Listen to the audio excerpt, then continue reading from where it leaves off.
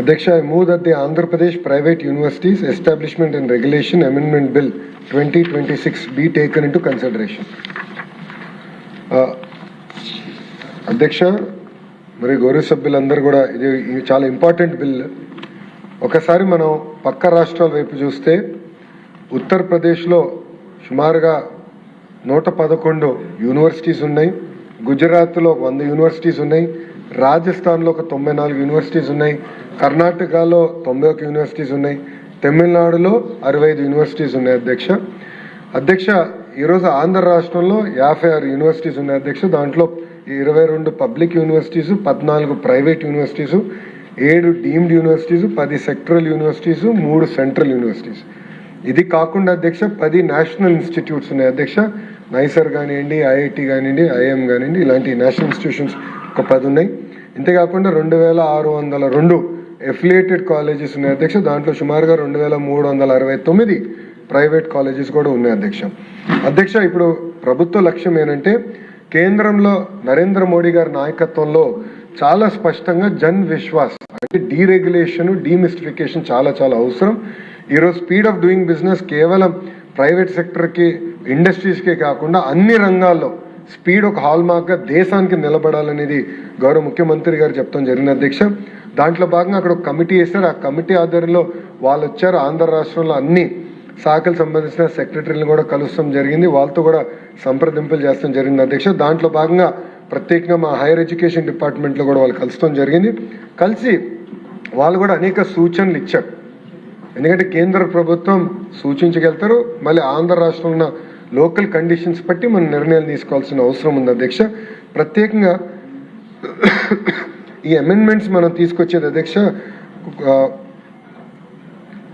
5 రకాలు ఉన్నాయి. అధ్యక్ష ఒకటి ల్యాండ్ వచ్చేగల అధ్యక్ష గతంలో 50 ఎకరాలు, కనీసం 50 ఎకరాలు భూమి ఉండాలని ఉంది. అధ్యక్ష కేంద్ర ప్రభుత్వం అయితే అసలు ల్యాండ్ పైన నిబంధనలు పెట్టద్దు, ఎందుకంటే ఇప్పుడు అంతా వర్టికల్ వెళ్తున్నాం, మనం ల్యాండ్ ఎందుకని అన్నా కూడా మనం 50 ఎకరాలని 10 ఎకరాలకి తగ్గించాం. అధ్యక్ష ఇది 10 ఎకరాలు అనేది క్యాపిటల్ కోర్ ఏరియా అంటే CRDA, greater Visakhapatnam, Vijayawada, Tirupati municipal కార్పొరేషన్లో 10 ఎకరాలు పెడతాం జరిగింది. అధ్యక్ష మిగతా అంతా కూడా 15 ఎకరాలు both for brown field or green field యూనివర్సిటీకి పెడతాం జరిగింది. అధ్యక్ష రెండోది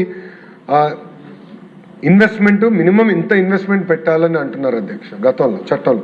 అది కేంద్ర ప్రభుత్వం కూడా ఆ నిబంధన తీయేస్తే బాగుంటుందంటే so therefore amount will be assessed case by case, ఒక ఎక్స్పర్ట్ కమిటీ ప్రభుత్వం వేసి కేస్ బై కేస్ రివ్యూ చేస్తాం జరుగుతుంది. అధ్యక్ష ఇది ఎందుకు చెప్తున్నాను అధ్యక్ష, కొన్ని ఫారిన్ యూనివర్సిటీస్ వచ్చినప్పుడు రెంటెడ్ ప్రిమైసెస్లో వాళ్ళు యూనివర్సిటీ స్టార్ట్ చేస్తాం జరుగుతుంది. మొత్తం బిల్డింగ్ తీసుకుని రెంటెడ్ ప్రిమైసెస్లో స్టార్ట్ చేసి కొంచెం క్రిటికల్ మాస్ వచ్చిన తర్వాత వాళ్ళు ఓన్ క్యాంపస్ ఏర్పాటు చేస్తాం జరుగుతుంది. లేదంటే ఇప్పుడు కేంద్ర ప్రభుత్వం చాలా స్పష్టంగా ఎడ్జ్ సిటీ ఏర్పాటు చేయమంటున్నారు. అంటే కేంద్ర ప్రభుత్వం కొంచెం నిధులు ఇస్తుంది, రాష్ట్ర ప్రభుత్వం నిధులు ఇచ్చి భూమి ఇచ్చి ఎడ్జ్ సిటీ ఏర్పాటు చేసి కామన్ ఇన్ఫ్రాస్ట్రక్చర్ ఏర్పాటు చేస్తే ఫారిన్ యూనివర్సిటీస్ అదేవిధంగా ఇండియాలో ఉన్న టాప్ యూనివర్సిటీస్ దాంట్లోకి వచ్చి వాళ్ళ యూనివర్సిటీ క్యాంపసెస్ స్టార్ట్ చేయొచ్చు.